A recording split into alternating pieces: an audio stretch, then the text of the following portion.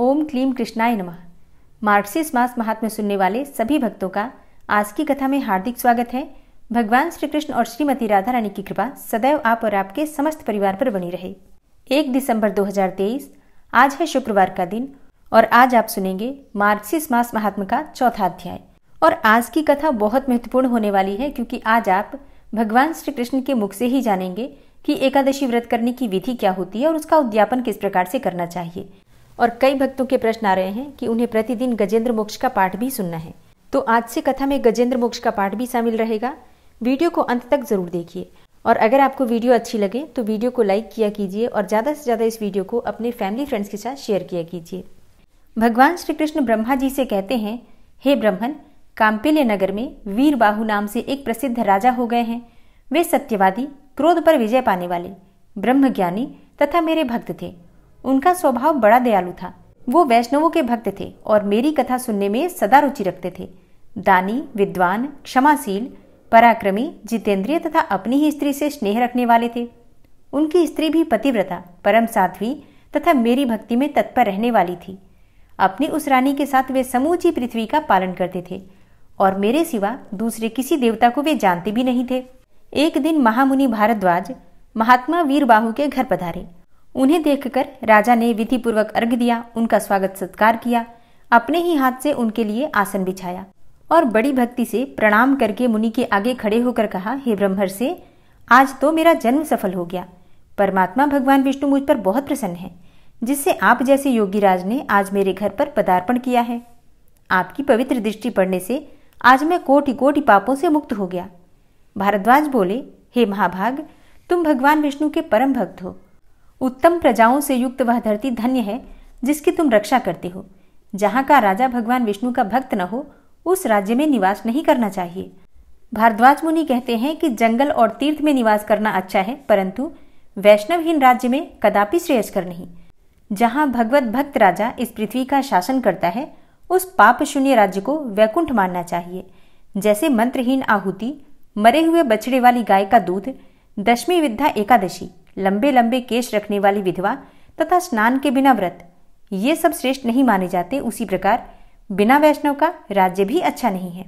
हे राजन, मैंने जो तुम्हारी ओर देखा है उससे मेरी दृष्टि सफल हो गई है और जो तुम्हारे साथ वार्तालाप करती है वह मेरी वाणी भी आज सफल हो गई। तुम भगवान विष्णु के भजन में तत्पर रहने वाले परम पवित्र राजा हो। मैंने तुम्हारा दर्शन कर लिया। हे राजन, तुम्हारा कल्याण हो, तुम सुखी रहो। अब मैं जाऊंगा। इसी समय महारानी कांतिमती ने भी आकर मुनि श्रेष्ठ भरद्वाज को प्रणाम किया। तब मुनि ने उन्हें आशीर्वाद देते हुए कहा, हे सुंदरी, तुम सौभाग्यवती और पतिव्रता रहो। हे शुभे, भगवान विष्णु में तुम्हारी अविचल भक्ति हो। तत्पश्चात राजा ने पूछा, हे मुनिश्रेष्ठ, मैंने पूर्व जन्म में कौन सा पुण्य किया है जिससे मुझे अकंटक राज्य, गुणवान पुत्र और मुझमें ही मन लगाए रहने वाली परम सुंदरी एवं भगवत भक्त पत्नी आदि की प्राप्ति हुई है। हे मुने, मैं कौन था और ये मेरी स्त्री कौन थी? भारद्वाज ने कहा, हे राजन, तुम पूर्व जन्म में जीव हिंसा पारायण शूद्र थे। नास्तिक, दुराचारी, पर स्त्रीगामी, कृतघ्न, उद्दंड और सदाचार शून्य थे। परंतु तुम्हारी जो ये स्त्री है, यह पूर्व जन्म में भी तुम्हारी ही पत्नी थी। इसके लिए मन, वाणी और क्रिया द्वारा सेवन करने योग्य तुम्हारे सिवा दूसरा कोई नहीं था। यह पतिव्रता नारी निरंतर तुम्हारी ही सेवा में रहती थी। तुम पाप कर्मी थे, इसलिए तुम्हारे मित्रों ने तुम्हारा साथ छोड़ा, भाई बंधुओं ने भी तुम्हें त्याग दिया। तुम्हारे पूर्वजों ने जो धन संचित कर रखा था वो सब नष्ट हो गया। धन नष्ट हो जाने पर भी तुम्हें भोग की अभिलाषा ज्यों की त्यों बनी ही रही। पूर्व कर्मों के परिणाम से तुम्हारी खेती भी चौपट हो गई। उस दशा में सबने तुम्हें छोड़ दिया, परंतु इस साध्वी स्त्री ने प्रतिदिन छिड़काए होती हुई भी तुम्हें नहीं छोड़ा। सब ओर से विफल मनोरथ होकर तुम निर्जन वन में चले गए और वहां अनेकों प्रकार के जीवों को मारकर अपना पोषण करने लगे। इस प्रकार रहते हुए तुम्हें बहुत वर्ष बीत गए। एक दिन की बात है, एक महामुनि राह भूलकर उधर आ निकले। वे श्रेष्ठ ब्राह्मण थे और उनका नाम था देव शर्मा। उन्हें दिशा का भी ज्ञान नहीं रह गया था। वे भूख और प्यास से अत्यंत पीड़ित होकर दोपहर के समय वन में गिर पड़े। उस दुख से पीड़ित ब्राह्मण को देखकर तुम्हारे मन में दया आ गई। वे बूढ़े थे और तुमसे अपरिचित भी थे, तो भी तुमने उनका हाथ पकड़कर उन्हें उठाया और कहा, हे ब्रह्मर्षि, तुम कृपा करके मेरे आश्रम पर चलो। वहां जल से भरा हुआ सरोवर है जो कमलों के समुदाय से सदा सुशोभित रहता है। वह आश्रम सुंदर फल फूलों वाले मनोहर वृक्षों से घिरा हुआ है। वहां ठंडे जल में स्नान करके नित्य कर्म करो, उसके बाद फल खाओ और शीतल जल पियो। जब ब्राह्मण को कुछ कुछ चेत हुआ तो वे उस शूद्र का हाथ पकड़कर जलाशय के समीप गए। वहां सरोवर के तट पर वृक्ष की छाया में बैठे। फिर विधि पूर्वक स्नान करके देवताओं और पितरों का तर्पण करने के पश्चात भगवान विष्णु की पूजा की और शीतल जल पिया। वृक्ष के नीचे आकर जब वे विश्राम करने लगे तब उस शूद्र ने अपनी स्त्री के साथ आकर मुनि को साष्टांग प्रणाम किया और बड़ी भक्ति से कहा, हे ब्रह्मर्षि, आप हमारे अतिथि हैं और हम दोनों का उद्धार करने के लिए ही यहाँ पधारे हैं। आपके दर्शन मात्र से हमारे सब पापों का नाश हो गया। ये कहकर उसने अपनी स्त्री से कहा, हे प्रिय, तुम स्वादिष्ट, कोमल, सरस और पके हुए तथा प्रिय लगने वाले फल अर्पण करो। ब्राह्मण बोले, बेटा, मैं तुम्हें जानता ही नहीं, पहले तुम अपनी जाति और कुल का परिचय तो दो, क्योंकि बिना जाने हुए ब्राह्मण के यहाँ भी भोजन नहीं करना चाहिए। शूद्र ने कहा, हे द्विजश्रेष्ठ, मैं शूद्र हूँ, मेरे दुष्ट बंधुओं ने मुझे त्याग दिया है। वे दोनों इस प्रकार बात कर रहे थे, इतने में ही शूद्र की पत्नी ने ब्राह्मण के आगे फल परोस दिए। ब्राह्मण ने उन फलों का भोजन किया और ठंडा जल पीकर उनका चित्त बहुत प्रसन्न हुआ। वहां सुख पाकर उन्होंने वृक्ष के नीचे विश्राम किया। शूद्र ने भी अपने घर में जाकर अपनी पत्नी के साथ भोजन किया। फिर ब्राह्मण के समीप आकर कहा, हे मुनिश्रेष्ठ, आप कहाँ से इस निर्जन वन में आए हैं? ब्राह्मण ने उत्तर दिया, हे महाभाग, मैं ब्राह्मण हूँ और प्रयाग जाना चाहता हूँ। अपरिचित मार्ग से चलकर इस भयंकर वन में आ गया हूँ। तुमने आज मुझे जीवन दान दिया है, बोलो मैं तुम्हारा क्या उपकार करूं? शूद्र बोला, राजा भीम से सुरक्षित विदर्भ नगरी मेरा निवास स्थान है। मैं महाराष्ट्र प्रांत का रहने वाला हूँ। मेरी जाति शूद्र है। मैं सदा पाप में ही लगा रहा। अपने वर्ण धर्म को मैंने छोड़ दिया। फिर बंधुओं ने मुझे त्याग दिया और मैं इस वन में चला आया। यहाँ प्रतिदिन जीव हिंसा करके अपनी स्त्री के साथ जीवन निर्वाह करता हूँ। हे महामुने, अब इस पातक से मुझे अत्यंत खेद और वैराग्य हो गया है। हे प्रभु, मुझ पापी के ऊपर कुछ अनुग्रह कीजिए। हे द्विजश्रेष्ठ, मेरे किसी पुण्य कर्म के प्रभाव से ही आप यहाँ आए हैं। आप कृपा करके ऐसा उपदेश दें जिसके प्रभाव से मुझे अपनी पत्नी के साथ यमराज का दर्शन न करना पड़े। मैं भगवान विष्णु को छोड़कर और कुछ नहीं चाहता। देव शर्मा ने कहा, हे शूद्र, सहसा तुम्हारे मन में भगवान विष्णु के ऊपर जो ऐसी पूर्ण श्रद्धा बुद्धि हुई है, इससे तुम तीर्थ और व्रत के बिना ही करोड़ों पापों से मुक्त हो गए। आतिथ्य सत्कार और भक्ति से तुम्हें भगवान विष्णु का पद भी प्राप्त हुआ। यूं कहकर देव शर्मा ब्राह्मण तीर्थराज प्रयाग को चले गए। हे राजन, तुमने जो कुछ पूछा था वो सब मैंने तुमसे कह सुनाया। अपने पूर्व जन्म का वृतांत सुनकर राजा बोले, हे ब्राह्मण, संपूर्ण एकादशी की उत्तम विधि का उपदेश कीजिए जिससे कि भगवान विष्णु की प्रसन्नता प्राप्त हो। ऋषि ने कहा, हे नृपश्रेष्ठ, मार्गशीर्ष आदि महीनों में सभी द्वादशी तिथियों को कल्याणमय अखंड एकादशी व्रत का पालन करना चाहिए। दशमी को नक्त व्रत करें, एकादशी को दिन में और रात्रि में भी उपवास करें तथा द्वादशी को पारणा के रूप में केवल एक बार ही भोजन करें। इसे अखंडा एकादशी कहते हैं। दिन के 8वें भाग में जब सूर्य की ज्योति मंद हो गई हो, उसी समय को नक्त जानना चाहिए। उसी समय किए गए भोजन को नक्त व्रत कहा जाता है। रात्रि में भोजन करने का नाम नक्त व्रत नहीं है। कांसे के बर्तन में भोजन करना उड़द, मसूर, चना, कोदो, साग, शहद, दूसरे का अन्न, दोबारा भोजन और मैथुन, इन 10 वस्तुओं का त्याग विष्णु भक्त मनुष्य दशमी तिथि से ही कर दे। बार बार जलपान, हिंसा, अपवित्रता, असत्य भाषण, पान चबाना, दातुन करना, दिन में सोना, मैथुन सेवन, जुआ खेलना, रात में सोना और पतित मनुष्यों से वार्तालाप करना, विष्णु भक्त पुरुष इन 11 बातों को एकादशी के दिन त्याग दे। एकादशी को भगवान से प्रार्थना करें कि हे केशव, आज आपकी प्रसन्नता के लिए मेरे द्वारा दिन और रात में संयम नियम का पालन हो।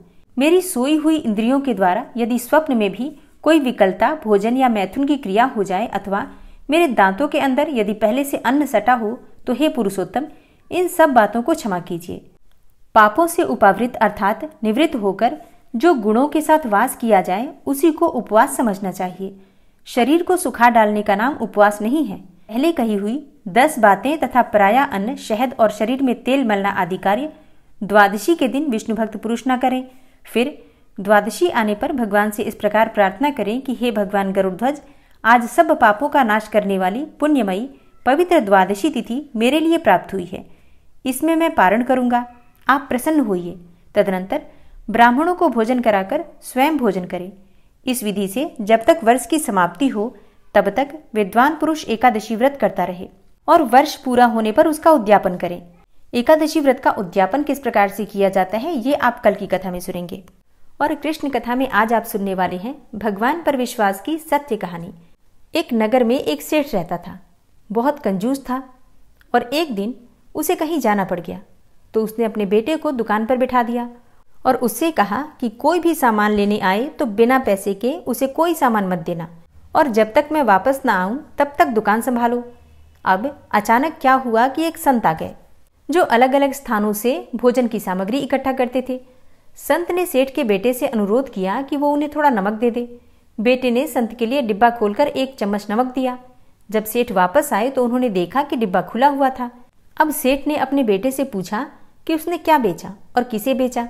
तो बेटे ने बताया कि एक संत आए थे और उसने उन्हें 1 चम्मच नमक दिया था। सेठ ने पूछा कि संत कहाँ रहते हैं तो बेटे ने बताया कि संत का आवास यहीं तालाब के पास है। अब सेठ जी थोड़े परेशान हुए और वो भागते हुए तालाब की तरफ गए। तब तक संत भोग तैयार करके भगवान को भोग लगा चुके थे और स्वयं खाने के लिए बैठ चुके थे।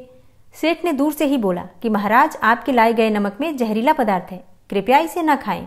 संत जी ने कहा, सेठ जी, मैंने नमक तो भोजन में मिला दिया है और प्रभु को भोग भी लगा दिया है, इसलिए अब तो मेरा भी खाना अनिवार्य है, क्योंकि जब मेरे प्रभु ने खा लिया तो मैं इसे कैसे नहीं खा सकता।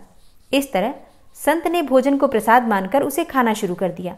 अब संत को तो अपने प्रभु पर पूरा विश्वास था, लेकिन सेठ जी के होश उड़ गए और वे रात भर वहीं बैठे रहे। सेठ के मन में उस समय ये ख्याल आया कि अगर संत को कुछ हो गया तो उसकी बड़ी बदनामी हो सकती है। वे सोचते रहे कि अगर संत की तबीयत खराब हो गई तो कम से कम एक वैद्य की सलाह तो जरूर लेंगे। यही सोचते सोचते उन्हें नींद आ गई। सुबह की तरह संत जल्दी उठे और नदी में स्नान करने लगे। सेठ जी ने पूछा, महाराज, तबीयत ठीक है ना? संत ने मुस्कुराते हुए कहा, भगवान की कृपा है। अब इसके बाद उन्होंने पूजा करने के लिए मंदिर जाने की यात्रा आरंभ की। जैसे ही संत ने मंदिर का प्रवेश किया वैसे ही उन्होंने देखा कि भगवान की मूर्ति के 2 टुकड़े हो गए थे और मूर्ति का शरीर काला पड़ गया था। इस दृश्य को देखकर सेठ को सब समझ में आ गया कि भक्त के अटल विश्वास के कारण भगवान ने भोजन के रूप में जहर को स्वयं अपने अवतार में ग्रहण कर लिया और भक्त को प्रसाद के रूप में स्वीकार किया। इस घटना के बाद सेठ ने तुरंत अपने बेटे को दुकान की जिम्मेदारी सौंप दी और स्वयं संत की शरण में आकर भगवान की भक्ति करना शुरू कर दिया। इस चमत्कार के कारण ही ये कहानी भगवान की चमत्कार की कहानी के नाम से प्रचलित हुई। भगवान पर विश्वास की सत्य कहानियां पढ़ना अत्यंत आवश्यक है, क्योंकि ईश्वर पर विश्वास करने वाला हमेशा खुश रहता है। भगवान पर विश्वास की जब कोई सच्ची कहानी सुनते हैं तो ईश्वर पर विश्वास बढ़ता है और विश्वास से ही भक्ति बढ़ती है। और जो भगवान का भक्त होता है और भगवान के प्रति अटूट विश्वास रखता है, भगवान उसकी सभी समस्याओं का समाधान करते हैं। भगवान का जो सच्चा भक्त होता है उसके सर पर भगवान का हाथ हमेशा रहता है। भक्त और भगवान की सच्ची घटना का अनुभव एक सच्चे भक्त को ही हो सकता है। भगवान पर अटूट विश्वास होना चाहिए। जीवन में निस्वार्थ प्रेम भगवान से ही करना चाहिए, जिससे कि ईश्वर में प्रेम बना रहेगा और प्रेम ही भक्ति का मूल है। अगर आपको आज की कहानी अच्छी लगी है तो कमेंट बॉक्स में राधे राधे लिखना बिल्कुल मत भूलिए। श्री राधा कृपा कटाक्ष स्तोत्र। मुनीन्द्र वृंद वंदिते त्रिलोक शोक हारिणी प्रसन्न वक्त्र पंकजे निकुंज भूविलासिनी व्रजेन्द्र भानुनंदिनी व्रजेन्द्र सूनु संगते कदा करिष्यसि मां कृपा कटाक्ष भाजनम्। अशोक वृक्ष वल्लरी वितान मंडपस्थिते प्रवाल बाल पल्लव प्रभारुणांध्रि कोमले वराभय स्फुरत्करे प्रभूत संपदालये कदा करिष्यसि मां कृपा कटाक्ष भाजनम्। अनंगरंग मंगलम प्रसंग भंगुरं भ्रुवां सविभ्रमं ससंभ्रमं दृगंत बाणपातने निरन्तरं वशीकृत प्रतीत नन्दनन्दने कदा करिष्यसि मां कृपा कटाक्ष भाजनम्। तडित्सुवर्ण चंपक प्रदीप्त गौर विग्रहे मुख प्रभा परास्त कोटि सारदेन्दु मंडले विचित्रचित्रसञ्चरच्चकोरशावलोचने कदा करिष्यसि मां कृपाकटाक्षभाजनम्। मदोन्मदादियौवने प्रमोदमानमण्डिते प्रियानुरागरञ्जिते कलाविलासपण्डिते अनन्यधन्यकुञ्जराज्यकामकेलिकोविदे कदा करिष्यसि मां कृपाकटाक्षभाजनम्। अशेषहावभावधीरहीरहारभूषिते प्रभूतशातकुम्भकुम्भकुम्भिकुम्भसुस्तनि प्रशस्तमन्दहास्यचूर्णपूर्णसौख्यसागरे कदा करिष्यसि मां कृपाकटाक्षभाजनम्। मृणालवालवल्लरीतरङ्गरङ्गदौर्लते लताग्रलास्यलोलनीललोचनावलोकने ललल्लुलन्मिलन्मनोज्ञमुग्धमोहिनाश्रिते कदा करिष्यसि मां कृपाकटाक्षभाजनम्।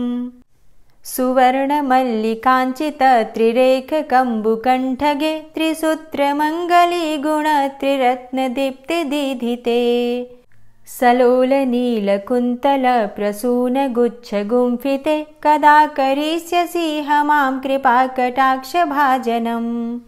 नितम्बबिम्बलम्बमानपुष्पमेखलागुणे प्रशस्तरत्नकिङ्किणीकलापमध्यमञ्जुले करीन्द्रशुण्डदण्डिकावरोहशोभगोरुके कदा करिष्यसि मां कृपाकटाक्षभाजनम्। अनेकमन्त्रनादमञ्जुनूपुरारवस्खलत् समाजराजहंसवंश निक्वडातिगौरवे विलोलहेमवल्लरी विडम्बिचारुचङ्क्रमे कदा करिष्यसि मां कृपाकटाक्षभाजनम्। अनन्तकोटिविष्णुलोकनम्रपद्मजार्चिते हिमाद्रिजापुलोमजा विरिञ्चिजावरप्रदे अपारसिद्धिरिद्धिदिग्धसत्पदाङ्गुलीनखे कदा करिष्यसि मां कृपाकटाक्षभाजनम्। मखेश्वरी क्रियेश्वरी स्वधेश्वरी सुरेश्वरी त्रिवेदभारतीश्वरी प्रमाणशासनेश्वरी रमेश्वरी क्षमेश्वरी प्रमोदकाननेश्वरी व्रजेश्वरी व्रजाधिपे श्रीराधिके नमोऽस्तुते। इतीममद्भुतं स्तवं निशम्य भानुनन्दिनी करोतु सन्ततं जनं कृपाकटाक्षभाजनम्। भवेत्तदैव सञ्चितत्रिरूपकर्मनाशनं लभेत्तदा ब्रजेन्द्रसूनुमण्डलप्रवेशनम्। जय जय श्रीराधे जय जय श्रीराधे। ॐ विश्वं विष्णुर्वषट्कारो भूतभव्यभवत्प्रभु भूतकृत भूतभृद्भावो भूतात्मा भूतवाहन भूतात्मा परमात्मा च मुक्तानां परमागति अव्ययः पुरुषः साक्षी क्षेत्रज्ञो अक्षर एव च योगो योगविदां नेता प्रधानपुरुषेश्वरः नारसिंहवपुः श्रीमान् केशवः पुरुषोत्तमः सर्वः शर्वः शिवस्थाणुर्भूतादिर्निधिर्व्ययः सम्भवो भावनो भर्ता प्रभवः प्रभुरीश्वरः स्वयंभू शम्भुरादित्यः पुष्कराक्षो महास्वनः अनादिनिधनो धाता विधाता धातुरुत्तमः अप्रमेयो ऋषिकेश पद्मनाभो अमरप्रभु विश्वकर्मा मनुस्त्वष्टा स्थविष्ठः स्थविरो ध्रुवः अग्राह्यः शाश्वतः कृष्णो लोहिताक्षः प्रतर्दनः प्रभूतस्त्रिककुब्धाम पवित्रं मङ्गलं परम् ईशानः प्राणदः प्राणो ज्येष्ठः श्रेष्ठः प्रजापति हिरण्यगर्भो भूगर्भो माधवो मधुसूदनः ईश्वरो विक्रमी धन्वी मेधावी विक्रमः क्रमः अनुत्तमो दुराधर्षः कृतज्ञः कृतिरात्मवान् सुरेशः शरणं शर्म विश्वरेताः प्रजाभव अह संवत्सरो व्याल प्रत्ययः सर्वदर्शनः अज सर्वेश्वर सिद्ध सिद्धे सर्वादिर्च्युत वृषाकपिर्मेयात्मा सर्वयोगविनिश्रितः वसुर्वसुमना सत्य समात्मा संमितः सम अमोघ पुण्डरीकाक्षो वृषकर्मा वृषाकृतिः रुद्रो बहुशिरा बभ्रुर्विश्वयोनिः शुचिश्रवा अमृतः शाश्वतस्थाणुर्वरारोहो महातपः सर्वगः सर्वविद्भानुर्विश्वक्सेनो जनार्दनः वेदो वेदविद्व्यङ्गो वेदाङ्गो वेदवित्कविः लोकाध्यक्ष सुराध्यक्षो धर्माध्यक्ष कृताकृता चतुरात्मा चतुर्व्यूहश्चतुर्द्रष्टश्चतुर्भुजः भ्राजेष्णुर्भोजनं भोक्ता सहिष्णुर्जगदाति च अनघो विजयो जेता विश्वयोनिः पुनर्वसु उपेन्द्रो वामनः प्रांशुर्मोघः शुचिरुर्जिता अतीन्द्रः संग्रहः सर्गो धृतात्मा नियमो यमः वेद्यो वैद्यः सदा योगी वीरः माधवो मधु अतीन्द्रियो महामायो महोत्साहो महाबलः महाबुद्धिर्महावीर्यो महाशक्तिर्महाद्युति अनिर्देश्य वपुः श्रीमान् मेयात्मा महाधृतिर् महिश्वासो महिभर्ता श्रीनिवास सतां गति अनिरुद्ध सुरानंदो गोविंदो गोविंदांपति मरीचिर्दमनो हंस सुपर्णो भुजगोत्तम हिरण्यनाभ सुतपा पद्मनाभ प्रजापति अमृत्यु सर्वदिक्सिंह संधाता संधिमान स्थिर अजो दूर्मर्षण शास्ता विश्रुतात्मा सुरारिहा गुरुर्गुर्तमो धाम सत्य सत्य पराक्रम निमिषो अनिमिषो श्रग्वी वाचस्पति रुदारधि अग्रणिर्ग्रामणी श्रीमान् न्यायो नेता समीरण सहस्रमूर्धा विश्वात्मा सहस्राक्ष सहस्रपात आवर्तनो निवृत्तात्मा संवृतः संप्रमर्दन अहसंवर्तको वह निर्निलोधरणीधरः सुप्रसादः प्रसन्नात्मा विश्वदृग् विशुभुग् विभु सत्कर्ता सत्कृतः साधु जहर्नुर्नारायणो नरः असंख्येयो अप्रमेयात्मा विशिष्टशिष्टकृच्छुवि सिद्धार्थ सिद्धसंकल्प सिद्धिदः सिद्धिसाधनः वृषाहि वृषभो विष्णुर्विष्पर्वा वृषोदरः वर्धनो वर्धमानश्च विविक्तः श्रुतिसागरः सुभुजो दूर्धरो वाग्मी महेन्द्रो वसुदो वसु नैकरूपो बृहद्रूप शिपिविष्टः प्रकाशनः ओजस्तेजो द्युतिधरः प्रकाशात्मा प्रतापनः रिद्धस्पष्टाक्षरो मन्त्रश्चन्द्रांशुर्भास्करदुतिः अमृतांशुद्भवो भानु शशबिन्दुः सुरेश्वरः औषधं जगतः सेतु सत्यधर्मपराक्रमः भूतभव्य भवन्नाथ पवनः पावनो नलः कामः कामकृत्कान्तः कामः कामप्रदः प्रभु युगादिकृद्युगावर्तो नैकमायो महाशनः अदृश्यो अव्यक्तरूपश्च सहस्रजित् इष्टो अविशिष्ट शिष्टेष्ट शिखण्डी नहुसो वृष क्रोधः क्रोधकृत्कर्ता विश्वबाहुर्महीधरः अच्युतः प्रतितः प्राणदो वासवानुजः अपां निधिर्धिष्ठानं प्रमत्तः प्रतिष्ठितः स्कन्दः स्कन्दधरो धूर्यो वरदो वायुवाहनः वासुदेवो बृहद्भानुरादिदेवः पुरन्दरः अशोकस्तारणस्तारः शूरः सौरिर्जनेश्वरः अनुकूलः शतावर्त पद्मी पद्मनिभेक्षणः पद्मनाभो अरविन्दाक्ष पद्मगर्भ शरीरभृत् महर्धिरिद्धो वृद्धात्मा महाक्षो गरुडाध्वजः अतुलः शरभो भीमो समयज्ञो हविर्हरि सर्वलक्षणलक्षण्यो लक्ष्मीवान् समितिञ्जय वीक्षरो रोहितो मार्गो हेतुर्दामोदरः सह महीधरो महाभागो वेगवान् मिताशन उद्भवः क्षोभणो देव श्रीगर्भ परमेश्वर करणं कारणं कर्ता विकर्ता गहनो गुह व्यवसायो व्यवस्थान संस्थान स्थानदो ध्रुव परर्थी परमस्पस्तुष्ट पुष्ट सुभेक्षण रामो विरामो विरजो मार्गो नेयो नयोनयः वीर शक्तिमतां श्रेष्ठो धर्मो धर्मविदुत्तमः वैकुंठ पुरुषः प्राणदः प्रणवः पृथु हिरण्यगर्भ शत्रुघ्नो व्याप्तो वायुरुधोक्षजः ऋतुः सुदर्शनः कालः परमेष्ठी परिग्रह उग्रः संवत्सरो दक्षो विश्रामो विश्वदक्षिणः विस्तारः स्थावरस्थाणु प्रमाणं बीजमव्ययम् अर्थो अनर्थो महाकोशो महाभोगो महाधनः अनिर्विण्णः स्थविष्टोऽभू धर्मयुपो महामख नक्षत्रनेमिर्नक्षत्री क्षमा चामः समीहनः यज्ञ इज्जो महिज्यश्च क्रतुसत्रं सतां गतिः सर्वदर्शी विमुक्तात्मा सर्वज्ञो ज्ञानमुत्तमं सुव्रतः सुमुखः सुष्मा सुघोषः सुखदः सुहृतः मनोहरो जित्क्रोधो वीरबाहुर्विदारणः स्वापनः स्ववसो व्यापी नैकात्मा नैककर्मकृत् वत्सरो वत्सलो वत्सी रत्नगर्भो धनेश्वरः धर्मगुप्त धर्मकृद्धर्मी सदसक्षरमक्षरम् अविज्ञाता सहस्रांशुर्विधाता कृतलक्षणः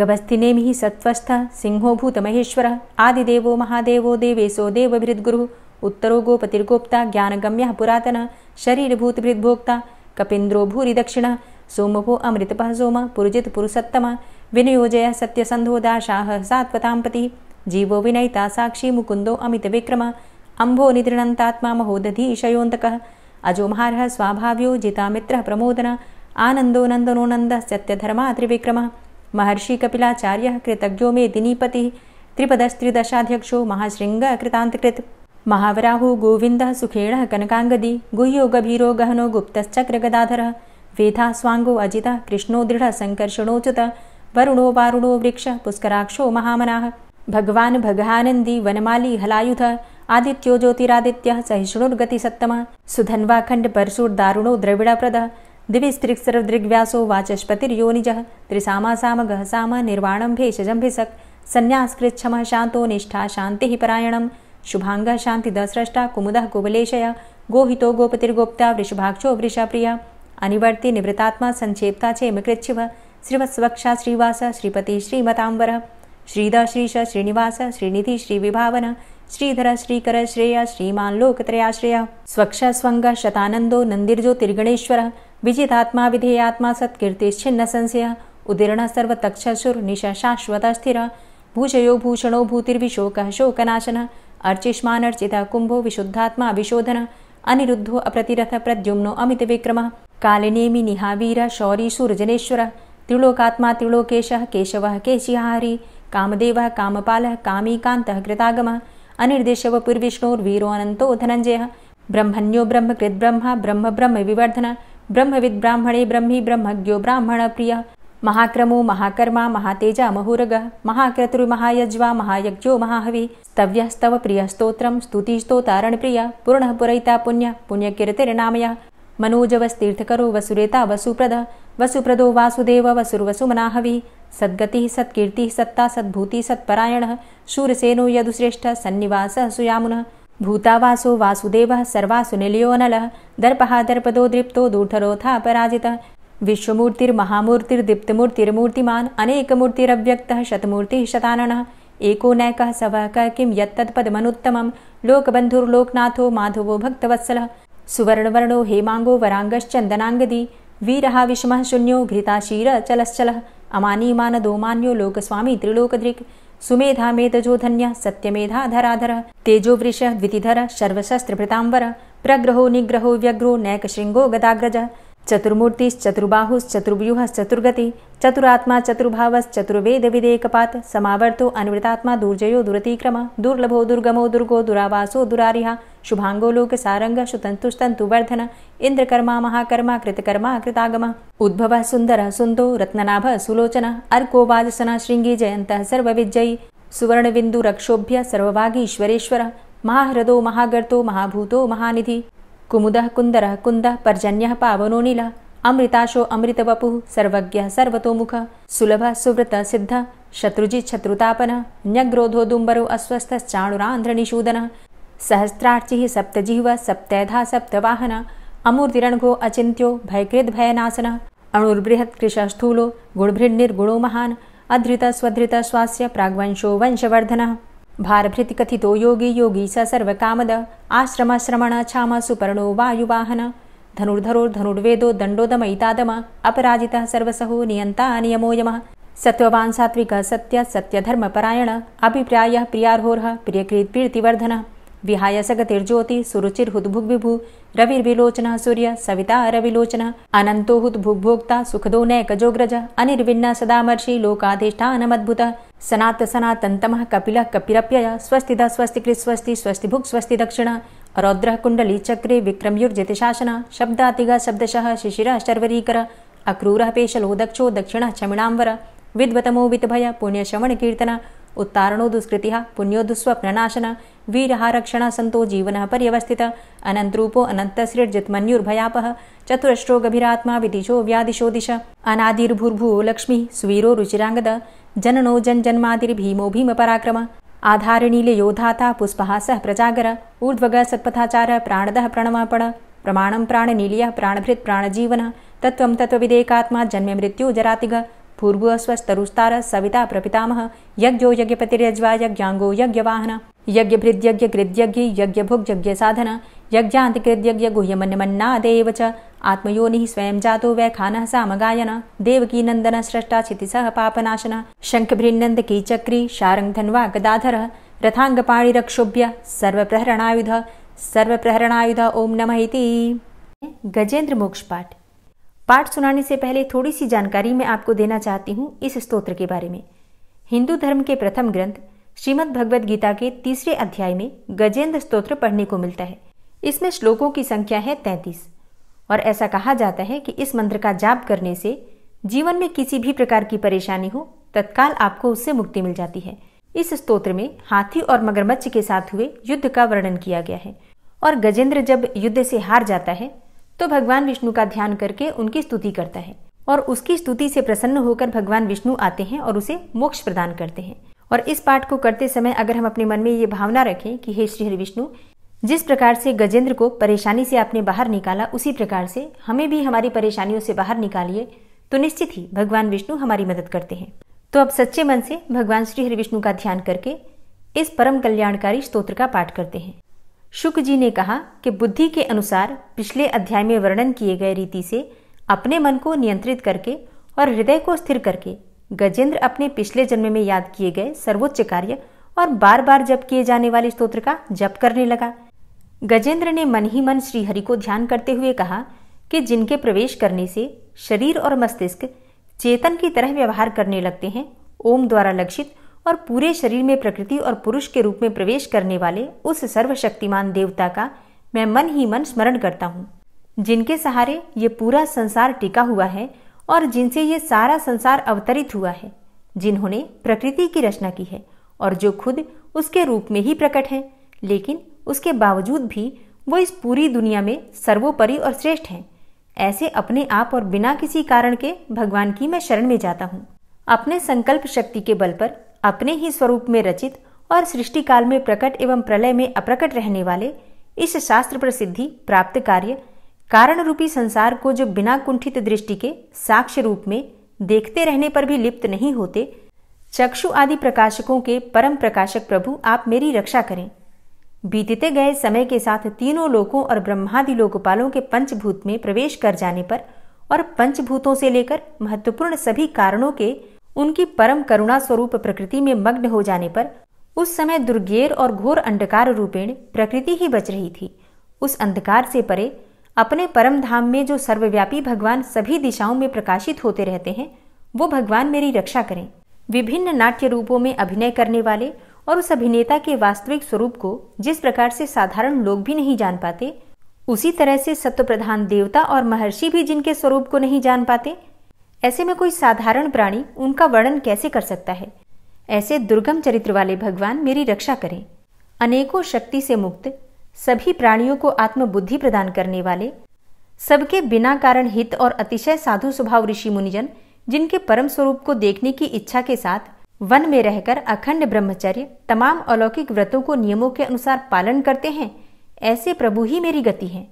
वह जिनका हमारी तरह न तो जन्म होता है और न जिनके द्वारा अहंकार प्रेरित कर्म ही होते हैं, जिनके निर्गुण स्वरूप का न तो कोई नाम है और न रूप ही है, फिर भी समय के अनुसार जगत की सृष्टि एवं प्रलय के लिए स्वेच्छा से जन्म आदि को स्वीकार करते हैं, उन अनंत शक्ति संपन्न परम ब्रह्म परमेश्वर को नमस्कार है। उन प्राकृत आकार रहित एवं अनेकों आकार वाले अद्भुत कर्मा भगवान को बारंबार नमस्कार है। स्वयं प्रकाशित सभी साक्ष्य परमेश्वर को मेरा शत शत नमन है। वैसे देव जो मन वाणी और चित्तवृत्तियों से परे हैं, उन्हें मेरा बारंबार नमस्कार है। विवेक से परिपूर्ण पुरुष के द्वारा सभी सत्व गुणों से परिपूर्ण, निवृत्ति धर्म के आचरण से मिलने योग्य और मोक्ष सुख की अनुभूति रूपी भगवान को मेरा नमस्कार है। सत्व गुण को स्वीकार करके शांत, रजोगुण को स्वीकार करके घोर एवं तमोगुण को स्वीकार करके मूढ़ से प्रतीत होने वाले भेद रहित, अतएव सदा समभाव से स्थित ज्ञानघन प्रभु को मेरा नमस्कार है। शरीर इंद्रिय आदि के समुदाय रूप संपूर्ण पिंडों के ज्ञाता, सबके स्वामी एवं साक्षी रूप प्रभु को मेरा नमस्कार है। सबके अंतर्यामी, प्रकृति के भी परम कारण किंतु स्वयं कारण रहित प्रभु को नमस्कार है। संपूर्ण इंद्रियों एवं उनके विषयों के ज्ञाता, समस्त प्रतीतियों के कारण रूप संपूर्ण जड़ प्रपंच एवं सबकी मूलभूता अविद्या के द्वारा सूचित होने वाले तथा संपूर्ण विषयों में अविद्या रूप से भासने वाले प्रभु को मेरा नमस्कार है। सबके कारण किंतु स्वयं कारण रहित तथा कारण होने पर भी परिणाम रहित होने के कारण अन्य कारणों से विलक्षण कारण आपको बारंबार नमस्कार है। संपूर्ण वेदों एवं शास्त्रों के परम तात्पर्य, मोक्ष रूप एवं श्रेष्ठ पुरुषों की परम गति भगवान को नमस्कार है। जो त्रिगुण रूप काष्ठों में छिपे हुए ज्ञान रूप अग्नि है, उक्त गुणों में हलचल होने पर जिनके मन में सृष्टि रचने की बाह्य वृत्ति जागृत हो उठती है तथा आत्मतत्व की भावना के द्वारा विधि निषेध रूप शास्त्र से ऊपर उठे हुए ज्ञानी महात्माओं में जो स्वयं प्रकाशित हो रहे हैं, उन प्रभु को मैं नमस्कार करता हूँ। मुझ जैसे शरणागत पशु तुल्य अर्थात अविद्याग्रस्त जीवों की अविद्या रूप फांसी को सदा के लिए पूर्ण रूप से काट देने वाले अत्यधिक दयालु एवं दया करने में भी कभी आलस्य न करने वाले नित्य मुक्त प्रभु को नमस्कार है। अपने अंश से संपूर्ण जीवों के मन में अंतर्यामी रूप से प्रकट होने वाले सर्वनियंता अनंत परमात्मा आपको नमस्कार है। शरीर, पुत्र, मित्र, घर, संपत्ति एवं कुटुंबियों में आसक्त लोगों के द्वारा कठिनता से प्राप्त होने वाले तथा मुक्त पुरुषों के द्वारा अपने हृदय में निरंतर चिंतित ज्ञान स्वरूप सर्वसमर्थ भगवान को नमस्कार है। जिन्हें धर्म, अभिलाषित भोग, धन तथा मोक्ष की कामना से भजने वाले लोग अपनी मनचाही गति पा लेते हैं, अपितु जो उन्हें अन्य प्रकार के अयाचित भोग एवं अविनाशी पार्षद शरीर भी देते हैं, वे अतिशय दयालु प्रभु मुझे इस विपत्ति से सदा के लिए उबार लें। जिनके अनन्य भक्त, जो वस्तुतः एकमात्र उन भगवान के ही शरण हैं, धर्म, अर्थ आदि किसी भी पदार्थ को नहीं चाहते, अपितु उन्हीं के परम मंगलमय एवं अत्यंत विलक्षण चरित्रों का गान करते हुए आनंद के समुद्र में गोते लगाते रहते हैं, उन अविनाशी, सर्वव्यापक, सर्वश्रेष्ठ ब्रह्मादि के भी नियामक, अभक्तों के लिए प्रकट होने पर भी भक्ति योग द्वारा प्राप्त करने योग्य, अत्यंत निकट होने पर भी माया के आवरण के कारण अत्यंत दूर प्रतीत होने वाले, इंद्रियों के द्वारा अगम्य तथा अत्यंत दुर्विज्ञेय, अंतरहित किंतु सबके आदि कारण एवं सब ओर से परिपूर्ण उन भगवान की मैं स्तुति करता हूँ।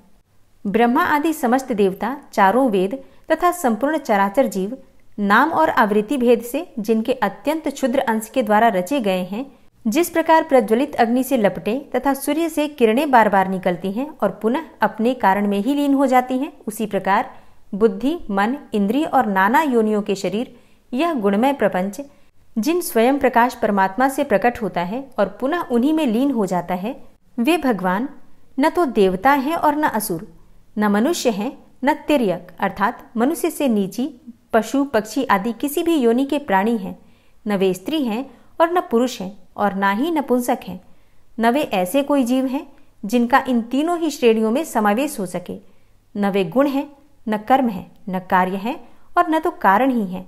सबका निषेध हो जाने पर जो कुछ बच रहता है वही उनका स्वरूप है और वे ही सब कुछ हैं।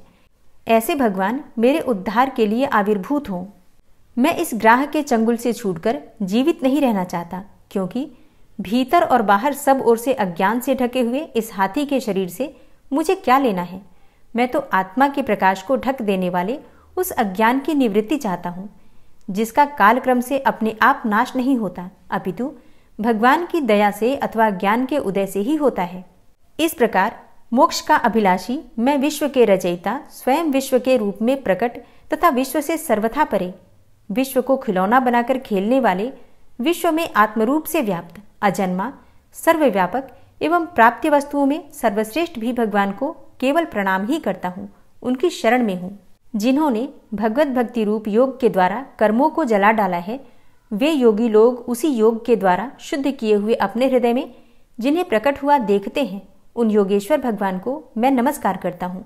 जिनकी त्रिगुणात्मक अर्थात सत्व, रज, तम रूप शक्तियों का राग रूप वेग असह्य है, जो संपूर्ण इंद्रियों के विषय रूप में प्रतीत हो रहे हैं, तथापि जिनकी इंद्रियां विषयों में ही रची पची रहती हैं, ऐसे लोगों को जिनका मार्ग भी मिलना असंभव है, उन शरणागत रक्षक एवं अपार शक्तिशाली आपको बार बार नमस्कार है।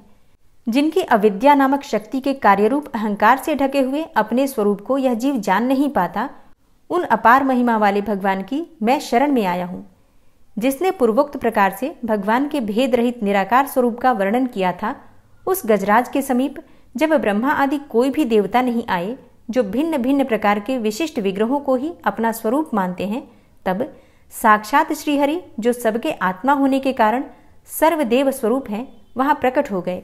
गजराज को उस प्रकार से दुखी देखकर तथा उसके द्वारा पड़ी हुई स्तुति को सुनकर सुदर्शन चक्रधारी जगदाधार भगवान इच्छानुरूप वेग वाले गरुड़ जी की पीठ पर सवार होकर स्तवन करते हुए देवताओं के साथ तत्काल उस स्थान पर पहुंच गए जहां पर वह हाथी था।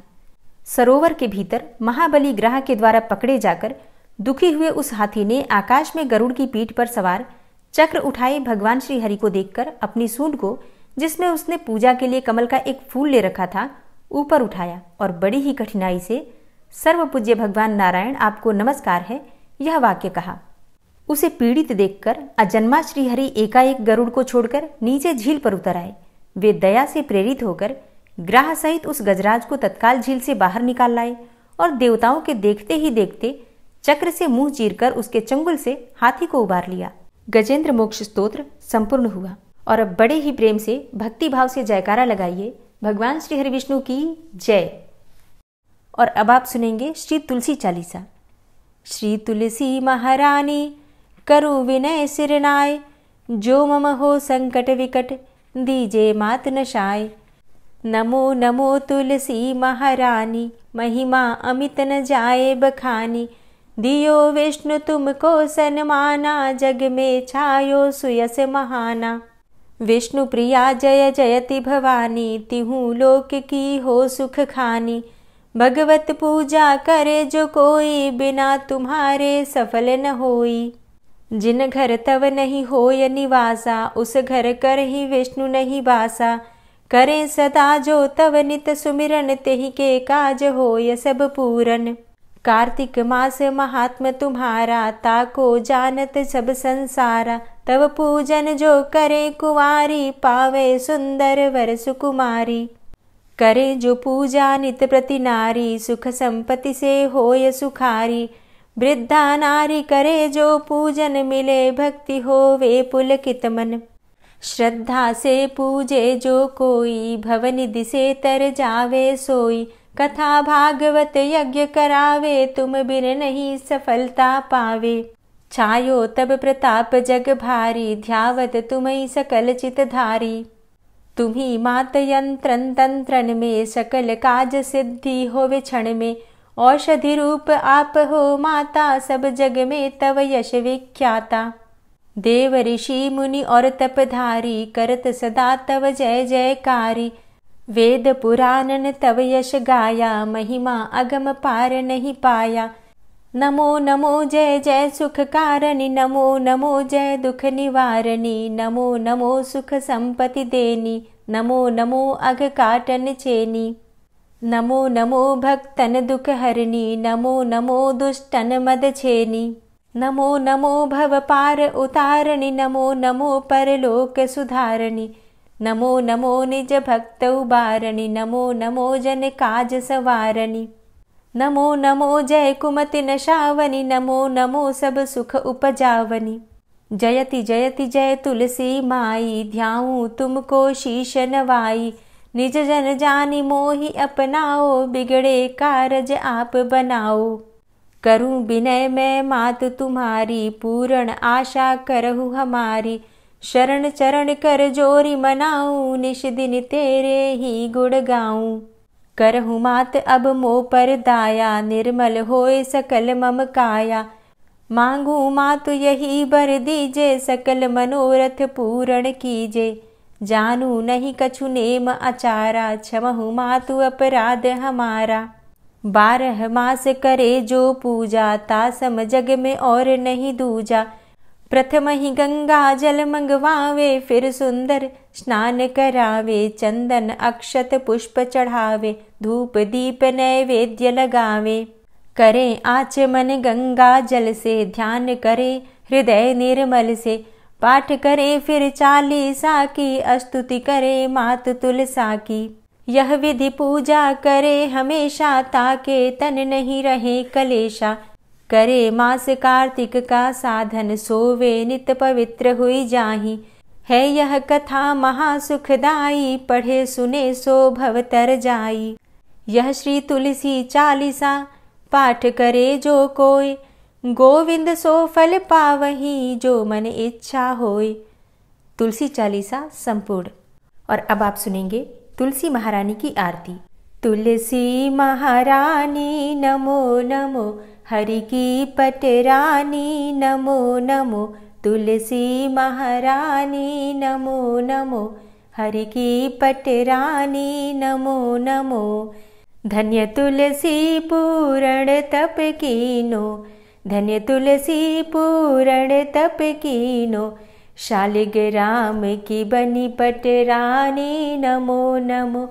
तुलसी महारानी नमो नमो, हरि की पटरानी नमो नमो। जाके पत्र मंजरी कोमल, जाके पत्र मंजरी कोमल। श्रीपति कमल चरण लपटानी नमो नमो, हरि की पटरानी नमो नमो। तुलसी महारानी नमो नमो। धूप दीप नैवेद्य आरती, धूप दीप नैवेद्य आरती। पुष्पन की वर्षा बरसानी नमो नमो, हरि की पटरानी नमो नमो। तुलसा महारानी नमो नमो। 56 भोग 36 व्यंजन, 56 भोग 36 व्यंजन, बिन तुलसा हरि एक न मानी नमो नमो। तुलसी महारानी नमो नमो, हरि की पटरानी नमो नमो। सभी सखी मैया तेरो यश गावे, सभी सखी मैया तेरो यश गावे, भक्ति दान दीजे महारानी नमो नमो। तुलसा महारानी नमो नमो, हरि की पटरानी नमो नमो। नमो नमो तुलसा महारानी, नमो नमो तुलसी महारानी। तुलसी महारानी नमो नमो, हरि की पटरानी नमो नमो। तुलसी महारानी नमो नमो, हरि की पटरानी नमो नमो। प्रेम से बोलिए तुलसी मैया की जय। तो दोस्तों, ये है आज की वीडियो, जिसमें आप लोगों के कमेंट्स के अनुसार बहुत सारी चीज़ें शामिल हो चुकी हैं। कथा, कहानी, आरती, चालीसा, सभी चीज़ें, विष्णु सहस्त्रनाम का पाठ और गजेंद्र मोक्ष भी। तो वैसे तो ये वीडियो बहुत लंबी हो गई है, लेकिन जैसे आप लोगों की इच्छा थी उसके अनुसार ही ये वीडियो बनी है। अब अगर आप लोग सुबह सुबह ये वीडियो देख लेते हैं एक बार, मतलब सुबह अगर आप ये कथा एक बार सुन लेते हैं, तो विश्वास कीजिए पूरा दिन आपका निश्चित ही पूरी तरह से सकारात्मक ऊर्जा से भरा हुआ रहेगा। हर काम में आपका मन भी लगेगा और निश्चित ही भगवान की कृपा जब मिलेगी तो हर कार्य में आपको सफलता भी मिलेगी। बस पूरे विश्वास के साथ और पूरे भक्तिभाव के साथ मात्र ये एक वीडियो अगर आप लोग सुबह सुबह देख लेंगे तो विश्वास कीजिए दिन आपका अच्छा होगा, इसमें कोई संशय नहीं है। अब इस तरह की वीडियो बनाने के लिए परिश्रम भी बहुत करना पड़ता है। तो आशा करती हूँ कि आप लोग इस वीडियो को स्वयं भी देखेंगे और दूसरों को भी शेयर करेंगे। और अगर आप चैनल पर पहली बार आए हैं, अभी तक आपने चैनल को सब्सक्राइब नहीं किया है, तो आज की वीडियो अगर आपको अच्छी लगे तो चैनल को सब्सक्राइब करके बेल आइकन को ज़रूर प्रेस कर लीजिए। इससे ये होगा कि इस चैनल पर जो भी नई वीडियो अपलोड होंगी उनकी नोटिफिकेशन आपको सही समय पर प्राप्त होगी। मिलती हूँ मैं आपसे अगली वीडियो में, तब तक के लिए जय श्री राधे।